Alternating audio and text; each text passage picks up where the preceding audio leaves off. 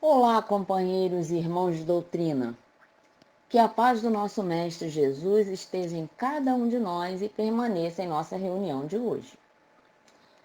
Gratidão por mais uma vez estar com vocês, mesmo que seja online, nesse momento de fraternidade, de comemoração e de estudo, refletindo sobre os ensinos de Jesus e dos Espíritos de luz, nessa casa que sempre me recebeu com tanto carinho e me recebe hoje, nesse dia de festa, quando o ICEAC comemora 46 anos de existência. Parabéns a esse ponto de luz em sua comunidade, que tem levado consolo, estudo e amparo a quem entra por sua porta. Que a espiritualidade responsável pela casa nos ilumine e intua, para que possamos esclarecer os ensinamentos de hoje, que estão no capítulo 17 de O Evangelho segundo o Espiritismo, Sede Perfeitos, no item 10, O Homem no Mundo. Antes de entrarmos no tema do nosso estudo, gostaríamos de relembrar os itens já vistos nesse capítulo belíssimo. Os itens 1 e 2, onde Kardec nos apresenta os caracteres da perfeição, começando com a passagem de Mateus, capítulo 5, versículos 44, 46 e 48, onde Jesus nos recomenda amar e fazer o bem aos nossos inimigos, para nos diferenciarmos daqueles que somente amam a quem os ama, e nos dá uma ordem, vamos dizer assim, quando nos diz: sede, pois, vós outros perfeitos, como perfeito é o vosso Pai Celestial. No item 2, nos é esclarecido que essa perfeição recomendada por Jesus é relativa, uma vez que a perfeição absoluta só Deus a tem. E em que consiste essa perfeição relativa? Em amarmos nossos inimigos, fazermos o bem a quem nos odeia e orarmos pelos que nos perseguem. Isso é caridade, a essência da perfeição, pois implica na prática de todas as outras virtudes.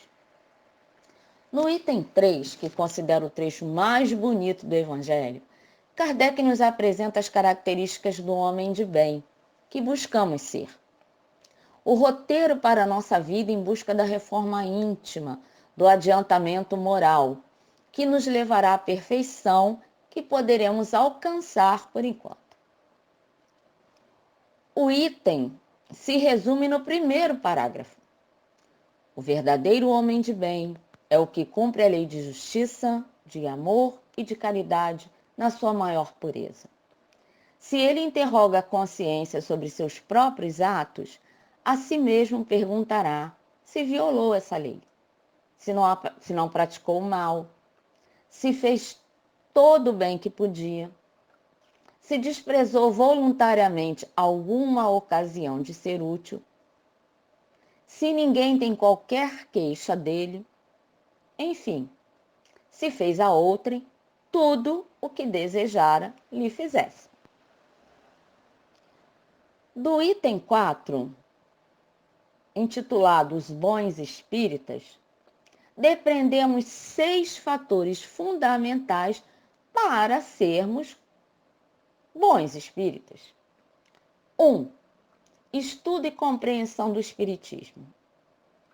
Bem compreendido, mas sobretudo bem sentido, o Espiritismo leva aos resultados acima propostos, que caracterizam o verdadeiro espírita como cristão verdadeiro, pois que o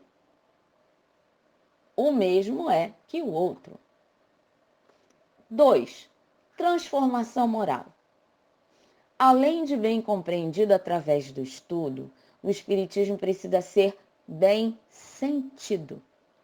Ou seja, temos que assimilar, internalizar o que estudamos e pôr em prática. começando com a nossa transformação moral. Para isso, precisamos nos perguntar: eu estou na doutrina, mas a doutrina está em mim? Vivencio o que estudo? Analiso se minhas atitudes condizem com os ensinos da doutrina?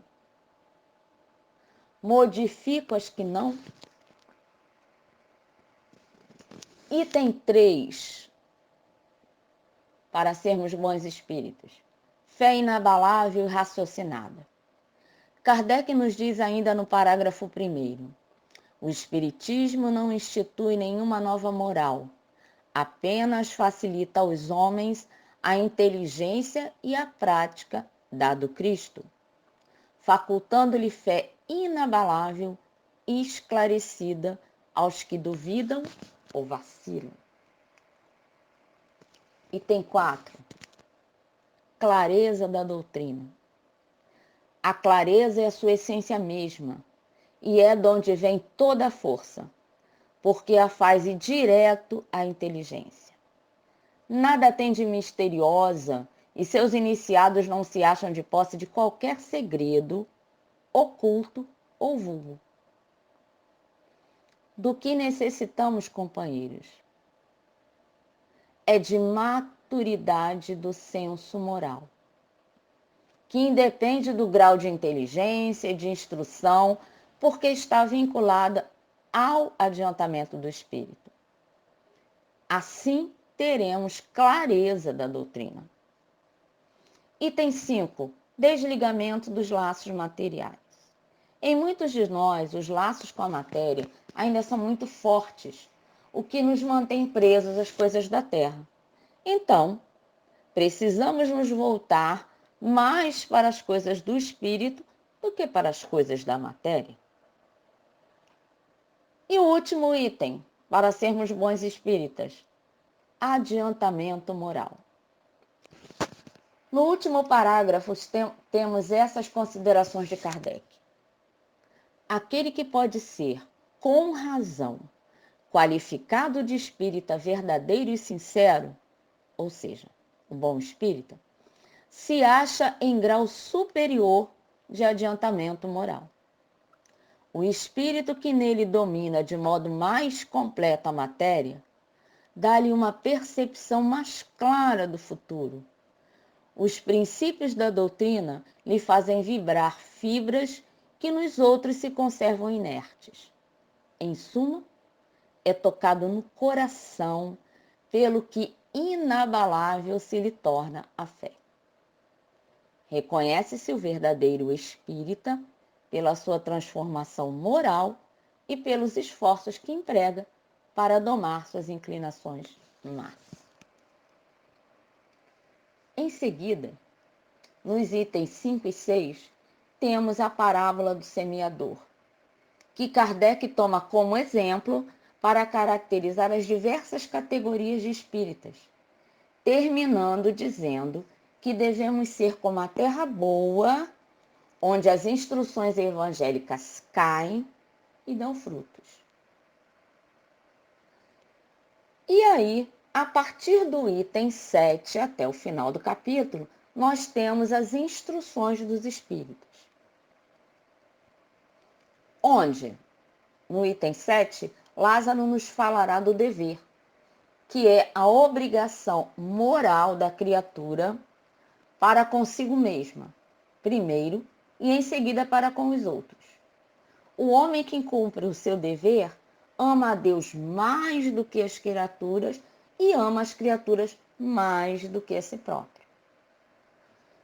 François Nicolas Madeleine, no item 8, nos diz que devemos ser virtuosos, pois a virtude no mais alto grau é o conjunto de todas as qualidades essenciais que constituem um homem de bem.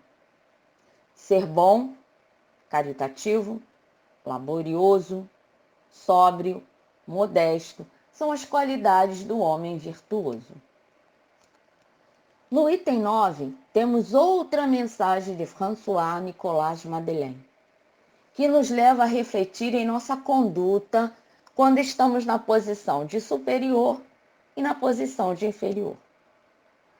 Para os que estão em posição superior, ele recomenda: o superior que se ache compenetrado das palavras do Cristo, a nenhum despreza dos que lhe esteja submetido, porque sabe que as distinções sociais não prevalecem às vistas de Deus. Para os que estão na posição de inferiores, ele alerta: se o superior tem deveres a cumprir, o inferior de seu lado também os tem, e não menos sagrados. Sua consciência lhe dirá que não pode considerar-se dispensado de cumpri-los. Por fim, chegamos ao item 10, o homem no mundo, nosso tema de estudo. Por que eu fiz todo esse preâmbulo, recordando que já havia sido estudado? Porque todas as informações e orientações dadas nesses itens anteriores servirão para entendermos nossa posição no mundo. Ou seja, como nós, espíritas, devemos nos comportar no mundo em que vivemos. E eu inicio perguntando a todos: nosso comportamento no mundo deverá ser diferente do comportamento das demais pessoas pelo fato de sermos espíritas? Se vocês responderam sim, eu pergunto: como deverá ser esse comportamento que nos diferenciará? Todos nós, desde pequenos, temos a necessidade de pertencer a um grupo. Hoje, a que grupo queremos pertencer? A que grupo devemos pertencer no mundo? O que fazer para pertencer a esse grupo desejado?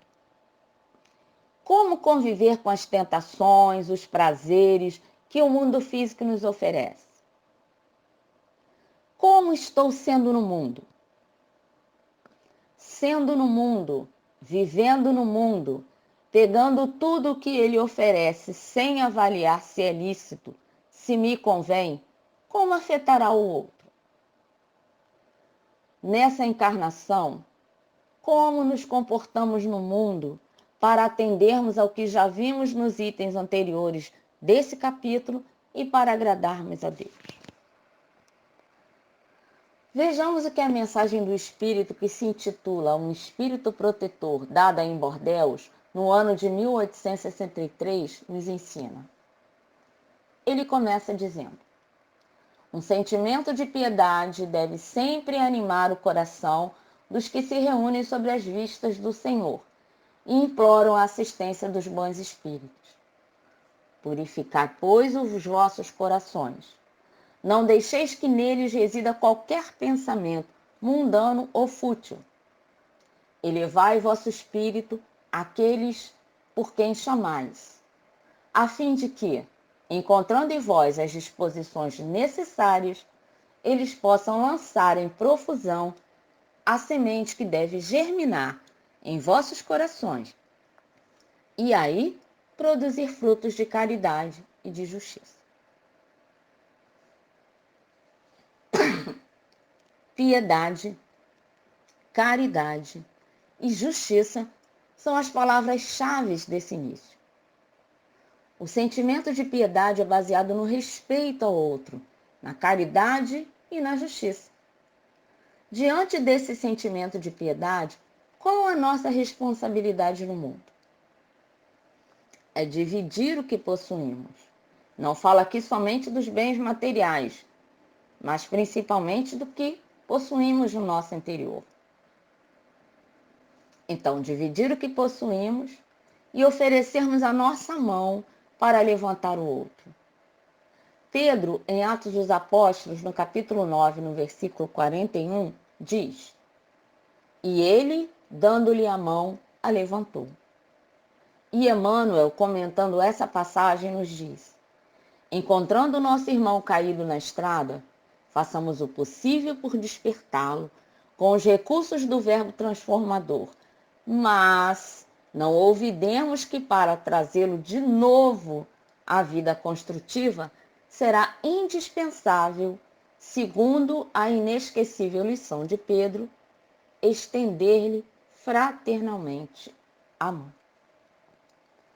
Vemos então, companheiros, logo no início da mensagem, que o Espírito Protetor nos indica nossa primeira atitude como homens no mundo: a piedade, que leva à caridade. Nesse parágrafo ele ainda nos diz: purificai os vossos corações, não deixeis que nele resida qualquer pensamento mundano ou fútil. Ou seja, não deixemos residir dentro de nós qualquer sentimento que nos impeça de progredir, de sermos piedosos diante do mundo. Precisamos cultivar bons sentimentos para que possamos enxergar no outro nosso irmão. Coração pesado, com mágoa, rancor, falta de perdão, nos impede de seguir no caminho do bem, nos impede até de fazermos uma prece, pedindo o concurso dos bons espíritos para sermos homens de bem no mundo em que vivemos. O Espírito nos recomenda ainda: elevai vosso espírito àqueles por quem chamais, a fim de, encontrando em vós as disposições necessárias, eles possam lançar em profusão a semente que deve germinar em vossos corações, e aí produzir frutos de caridade e de justiça. Elevar o espírito é entrar em sintonia com o Criador, com os espíritos elevados. É abrir caminho para que os recursos possam chegar até nós, para nos ajudarem na caminhada no mundo, onde devemos viver a caridade, a justiça. Há aqui uma exortação à prece constante na nossa vida, que nos clareará os pensamentos e será a porta para a ajuda dos bons espíritos. Prece constante. Mas vejamos o que nos diz o segundo parágrafo da mensagem. Não creais, todavia, que excitando-vos sem cessar a prece e a elevação mental, nós vos exortemos a viver uma vida mística que vos conserve fora das leis da sociedade onde estáis condenados a viver. Não. Vivei com os homens da vossa época, como devem viver os homens.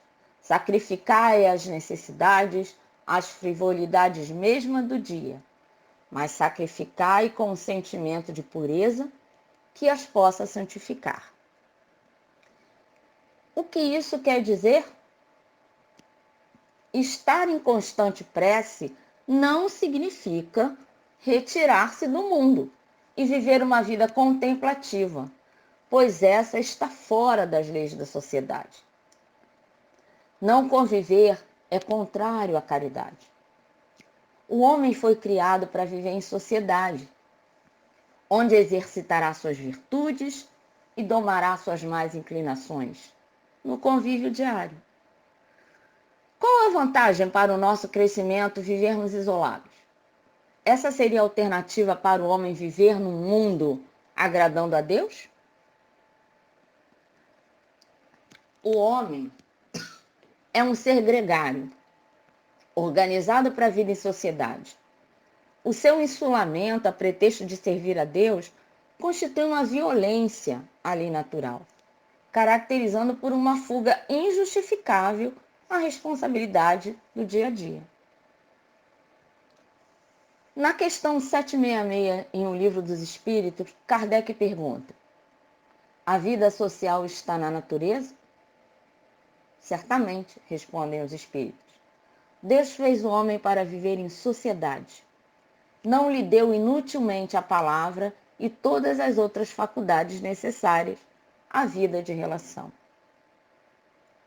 Na questão 767, temos: é contrário à lei da natureza o insulamento absoluto? Sem dúvida. pois que por instinto os homens buscam a sociedade e todos devem concorrer para o progresso, auxiliando-se mutuamente. Vejamos ainda o que nos dizem os espíritos sobre a vida contemplativa na questão 657, onde Kardec pergunta: os homens que se consagram à vida contemplativa não fazem mal nenhum, não fazendo mal nenhum, e só pensando em Deus, têm perante ele algum mérito? Os espíritos respondem: não. Porquanto, se é certo que não fazem o mal, também o é que não fazem o bem, e são inúteis. Ademais, não fazer o bem já é um mal. Deus quer que o homem pense nele, mas não quer que só nele pense, pois lhe impõe deveres a cumprir na terra. Quem passa todo o tempo na meditação e na contemplação, nada faz de meritório aos olhos de Deus, porque vive uma vida toda pessoal e inútil à humanidade. E Deus lhe pedirá contas do bem que não houver feito. Então, estar isolado tem a vantagem de que, não convivendo com outras pessoas, nós não corremos o risco de fazer mal algum. O que seria, bom aos olhos de Deus, não fazer o mal. Mas também nos tira a oportunidade de fazer o bem. E como diz a resposta, não fazer o bem já é um mal. Vejamos algumas outras questões do Livro dos Espíritos sobre o isolamento, sobre nos afastarmos do mundo. 769. Concebe-se que no princípio geral a vida social esteja na natureza. Mas uma vez que também todos os gostos estão na natureza, por que será condenável o do isolamento absoluto, desde que cause satisfação ao homem? Resposta: satisfação egoísta. Também há homens que experimentam satisfação na embriaguez. Merece-te isso aprovação? Não pode agradar a Deus uma vida pela qual o homem se condena a não ser útil a ninguém. Então, companheiros, vemos que temos deveres a cumprir na terra. Lembram-se do item 7, que define o dever como a obrigação moral da criatura para consigo mesma, primeiro, e em seguida para com os outros? E ainda diz que o homem tem que amar o dever, porque confere à alma o vigor necessário ao seu desenvolvimento. Questão 770. Que se deve pensar dos que vivem em absoluta reclusão para fugir ao pernicioso contato do mundo? Duplo egoísmo. Então, queridos, a vida de reclusão contemplativa não é o convite do Evangelho de Jesus para amarmos uns aos outros, amarmos nosso inimigo, perdoarmos 70 vezes, 7 vezes, estarmos com Jesus quando estiverem reunidos um ou dois em seu nome, pois nos tira do mundo, não nos permite exercitarmos as qualidades do homem de bem no mundo. Então, como realizar a orientação de estarmos em prece constante, em sintonia com o Pai e os bons espíritos, vivendo no mundo? Quando convivemos com o outro, já estamos em prece. Se ela é construtiva, se ela nos leva à caridade, uma vez que ações também são preces. É imprescindível usar nossas mãos na obra do bem. Destaquemos outro trecho da mensagem O Homem no Mundo. Sede alegres, sede felizes, mas da alegria que provém de uma boa consciência, da felicidade do herdeiro do céu, que conta os dias que o aproximam da sua herança. O Espírito Protetor nos recomenda sermos alegres, pois somos herdeiros do céu. Estar no mundo é participar dos prazeres e das alegrias que a vida nos oferece. Mas precisamos ter consciência de até onde poderemos chegar. Ser alegres no mundo não significa estarmos ligados ao vício ou afastarmos-nos totalmente de determinados grupos. André Luiz, em Conduta Espírita, no capítulo da Sociedade, nos diz: afastar-se dos lugares viciosos com discrição e prudência, sem crítica nem desdém, somente relacionando com eles para emprestar-lhes colaboração fraterna a favor dos necessitados. É-nos lícito desfrutar dos prazeres e alegrias da nossa vida, com responsabilidade e consciência do senso moral, afastando-nos dos lugares viciosos, mas indo até eles se precisarmos ajudar.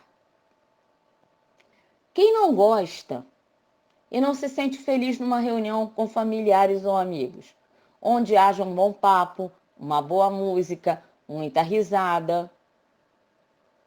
Quão triste nós ficamos quando tivemos que passar por esse isolamento na pandemia, que nos afastou desse convívio familiar, dessa alegria, da música, da dança, do papo, da risada.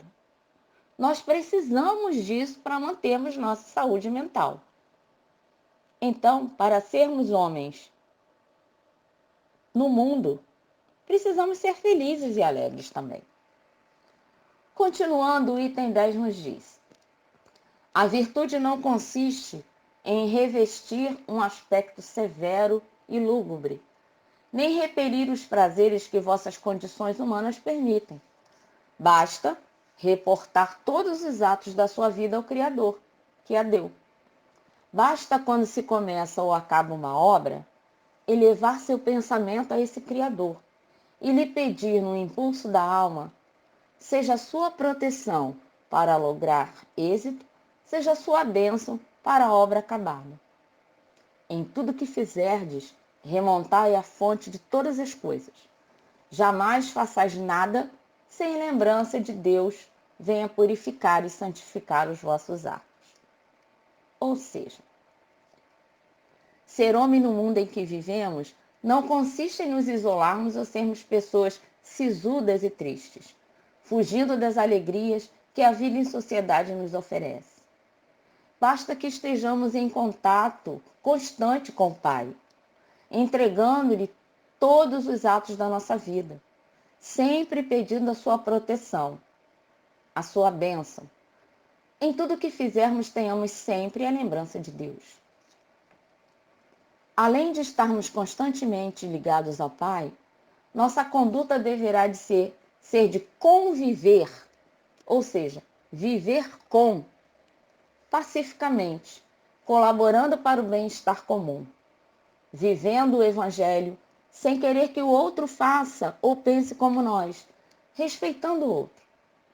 Nós espíritas, quando encontramos a doutrina e a estudamos e buscamos vivê-la, percebemos que ela é tão maravilhosa que muitas vezes nós queremos que as pessoas com quem convivemos também a aceitem, entendam e vivam como nós.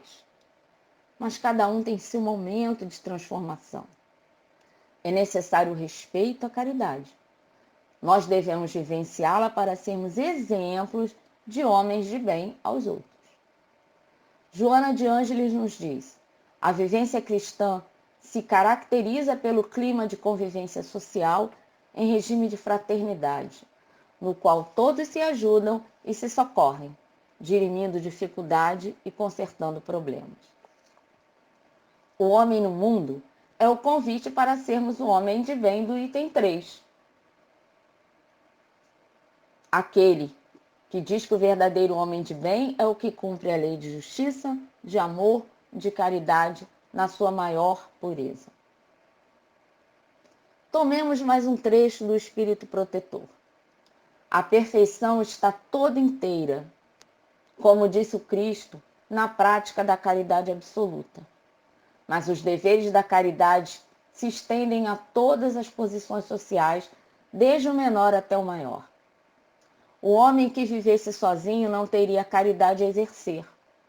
Unicamente no contato com os seus semelhantes, nas lutas mais árduas, é que ele encontra ensejo de praticá-la. Aquele, pois, que se isola, priva-se voluntariamente do mais poderoso meio de perfeição. Não tendo de pensar senão em si, sua vida é a de um egoísta. Ou seja, queridos, para alcançarmos a perfeição, precisamos estar no mundo, conviver, praticar a caridade em qualquer posição social que estejamos, quer sendo superiores ou inferiores, como está no item 9 desse capítulo. Somente o contato com o outro nos permite sermos piedosos, praticar a caridade e fazermos justiça. Querer sair do mundo, do convívio diário, para vivermos uma vida de insulamento, sem a oportunidade da prática da caridade, é abrir mão do meio mais poderoso de perfeição. Chegando ao final do nosso estudo, retomo a pergunta que eu fiz lá no início do tema. Nosso comportamento no mundo deverá ser diferente do comportamento das demais pessoas pelo fato de sermos espíritas? Como deverá ser esse comportamento que nos diferenciará? Será que as reflexões feitas aqui nos deram a resposta? O homem no mundo deve ser aquele que, na sociedade onde vive, vivenciando os prazeres que a vida lhe oferece, busca ser o homem de bem, piedoso, caridoso, moralmente elevado, que sempre, por meio da prece constante, busca estar em sintonia com Deus e com os bons espíritos, para receber deles o amparo em sua caminhada rumo à perfeição. E para concluir nossas reflexões sobre o item 10 do capítulo 17, Sede Perfeitos, o homem no mundo, deixamos a recomendação do mensageiro, um espírito protetor. Não imagineis, pois, que para viver em comunicação constante conosco, para viver sobre as vistas do Senhor, seja preciso revestir o cilício e se cobrir de cinzas. Não, não. Ainda uma vez vos dizemos, sede felizes segundo as necessidades da humanidade, mas que, na vossa felicidade, jamais entre nenhum pensamento, nenhum ato que possa ofendê-lo, ou fazer que aqueles que vos amam e dirigem cubram a face. Deus é amor e abençoa aos que amam santamente. Gratidão e muita paz.